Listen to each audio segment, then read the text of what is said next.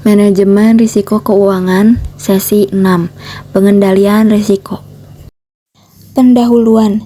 Risiko berhubungan dengan ketidakpastian ini dikarenakan kurangnya informasi atau bahkan tidak tersedianya cukup informasi mengenai apa yang terjadi.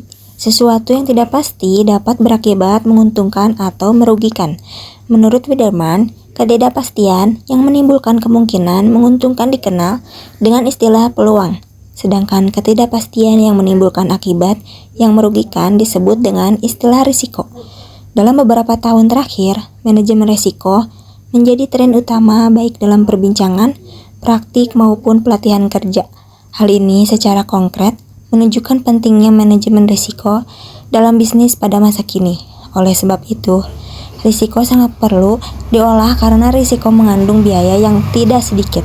Bayangkan suatu kejadian di mana suatu perusahaan tekstil yang mengalami kebakaran, kerugian dari peristiwa tersebut adalah kerugian finansial akibat aset yang terbakar.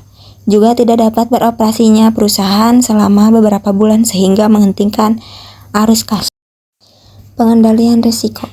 1. Penghindaran risiko. Salah satu cara mengendalikan suatu risiko murni adalah menghindari harta, orang, atau kerugian dari exposure terhadap risiko dengan jalan menolak memiliki, menerima, atau melaksanakan kegiatan itu walaupun hanya untuk sementara, menyerahkan kembali risiko yang terlanjur diterima, atau segera menghentikan kegiatan begitu kemudian diketahui mengandung risiko.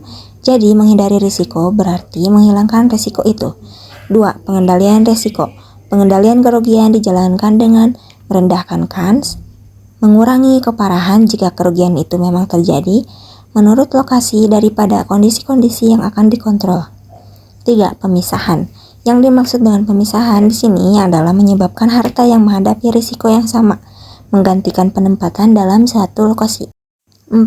Kombinasi atau pooling, menambah banyaknya exposure unit dalam batas kendali perusahaan yang bersangkutan dengan tujuan agar kerugian yang akan dialami lebih dapat diramalkan jadi risiko dikurangi. 5. Pemindahan risiko. Harta milik atau kegiatan yang menghadapi risiko dapat dipindahkan kepada pihak lain, baik dinyatakan dengan tegas maupun berikut dengan transaksi, contoh atau kontrak. Perusahaan yang menjual salah satu gedungnya dengan sendirinya telah memindahkan risiko yang berhubungan dengan pemilihan gedung itu kepada pemilik baru.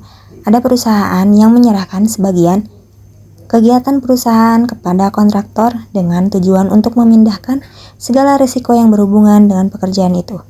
Risiko, contohnya, itu sendiri yang dipindahkan. Pada suatu kasus persewaan gedung, penyewa mungkin sanggup mengalihkan kepada pemilik berkenan tanggung jawab kerusakan gedung karena si penghuni.